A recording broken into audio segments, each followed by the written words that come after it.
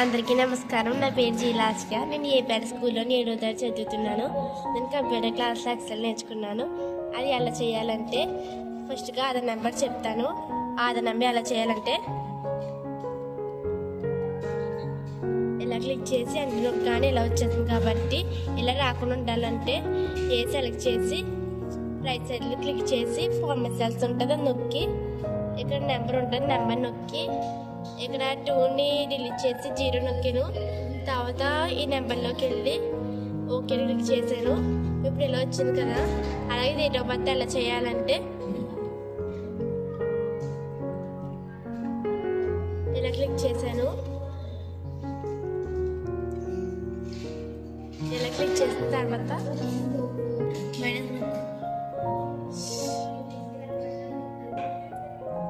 ఇలా క్లిక్ చేశాను. తర్వాత నేను రైట్ సైడ్లోకి వెళ్ళి ఫార్మాట్ సెల్స్లోకి వెళ్ళి ఇక్కడ డేట్ ఉంటుంది. డేట్ క్లిక్ చేసి మనకి ఏ మోడల్ కావాలంటే ఆ మోడల్ పెట్టుకోవచ్చు. నాకైతే ఈ మోడల్ నచ్చిందని ఈ మోడల్ పెట్టాను.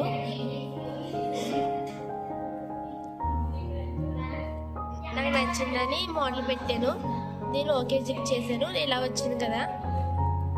అలాగే కరెన్సీ ఎలా చేయాలంటే సపోజ్ నేను ఎగ్జాంపుల్ 5000 నొక్కాను.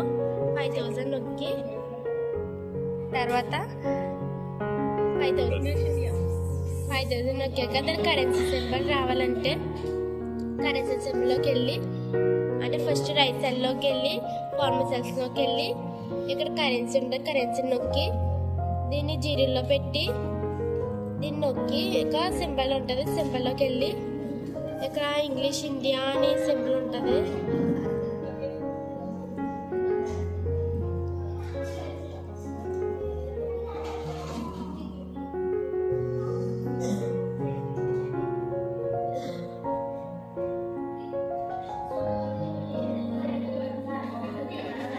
ఇక్కడ వచ్చింది కదా సింబల్ క్లిక్ చేశాను.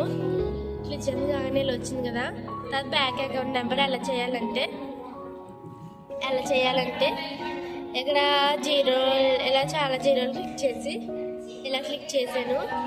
తర్వాత ఎండ నొక్కాక ఇలా వచ్చింది కదా.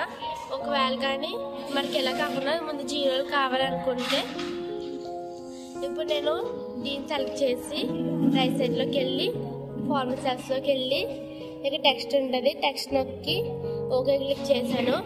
ఇప్పుడు నేను 0 నొక్కి ఇలా నొక్కాను. నొక్కి ఎంటర్ చేసుకోగానే ఇలా వచ్చింది.